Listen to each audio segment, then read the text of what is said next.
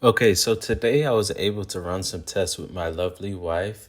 I used the Blackmagic Pocket Cinema Camera 4K Sigma 18 to 35, the good stuff. I had it at maybe a 35 millimeter, f2.8, ISO 400, shutter angle 180, white balance 550 Kelvin. So I had a KNF Concepts ND filter on it. It does the trick. Small rig 350B through a Glow Easy softbox, and ran 200Ds through a Glow Easy lantern, and I used some bed sheets to diffuse.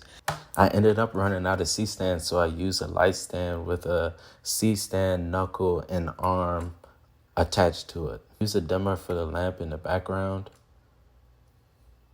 And then I used a small little 30-watt GVM light at about 550 Kelvin as well. As you can see, I added the light to the couch now, so it has a little bit more depth.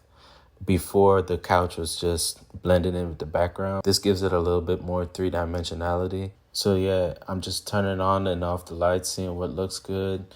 Once you have it set up, it's really easy to just dim and see what lights look good, what contrast values look good. And that's pretty much it.